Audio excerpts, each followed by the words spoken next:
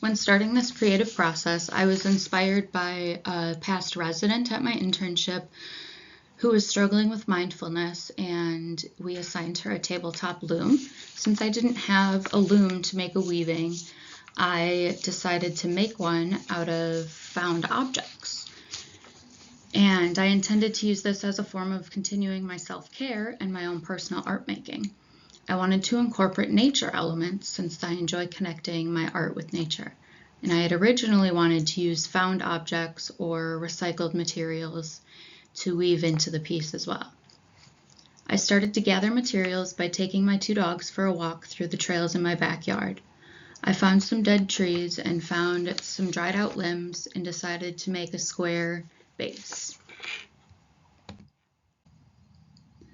I didn't research very much on how to go about building a loom, and I only looked at some pictures on Pinterest, so I didn't have any directions or a tutorial on how to do this. I was just going off of the ideas in my brain.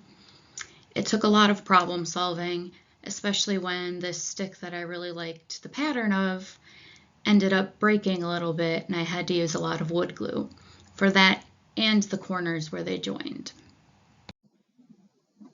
Having a set plan or even asking for a little bit of help might have made this process a little easier and even made the process go a little faster, because it wasn't until about week 4 in the quarter that I was finally able to start the weaving process.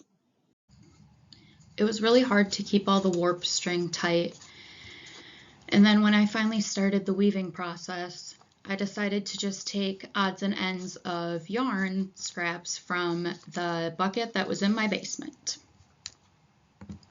I randomly chose colors and had to get the hang of weaving again since I hadn't done it since I was in middle school. Once I felt a little bit more comfortable, I started trying to make peaks with the purple color. I also noticed that yet again I was eager to start the process and did not have a set plan for the final image of the tapestry and the weaving. However, I was enjoying the process.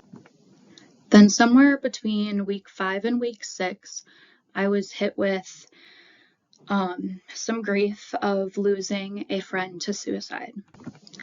I felt a lot of complicated emotions and I didn't have words to explain them. I had only known this person for about 7 months prior to him dying. And in such a short time, I became really close with him. It was that excitement of a new relationship and seeing where it would go and excited for it to blossom. And then I started mourning the loss of that. In the midst of this, I started finding out a lot of things about him that really contradicted the personality I had gotten to know over the past 7 months.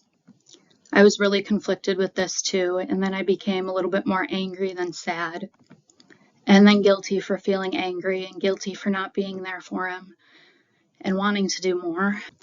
It was really hard for me to process, especially since I found out at work, and then the next day I would have to be going to internship again. I decided I wasn't going to be effective as being a counselor in my internship setting when I wasn't able to process my own loss yet. It was really difficult for me to find time for self-care without feeling guilty about missing the internship hours. However, it was ultimately what I needed to do. I was grateful I had already started the weaving process because the process of weaving allowed me to sit with the grief. It helped me slow down and give myself space to grieve and feel all of those complex emotions without feeling the pressure or the words to explain it. While weaving, I allowed myself to cry as hard as I needed to, because I needed to grieve without trying to suppress all my feelings. In that time, I realized I had a lot of questions as to why it happened. A lot of questions would be for him, and nobody could answer those questions for me, and sitting with that uncertainty was hard too. I started questioning why the world is the way it is.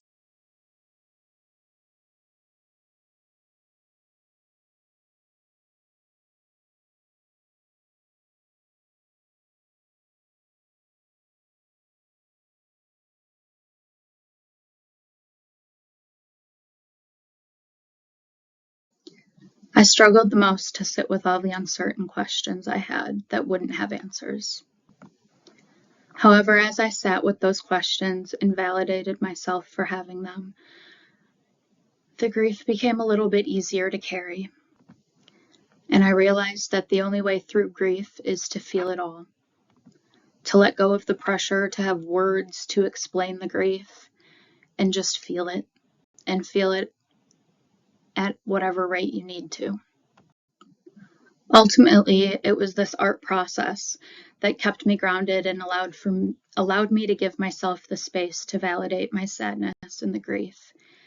And I gave myself the self-compassion that I needed. I decided to title this piece, Grief, A Journey Without a Destination, because it reminds me that grief doesn't have a set process or even a map to guide you through it. It's something you have to allow yourself to feel as much as you need to, and when you need to. It can feel like a roller coaster at times. It ebbs and flows. Some days are easier than others.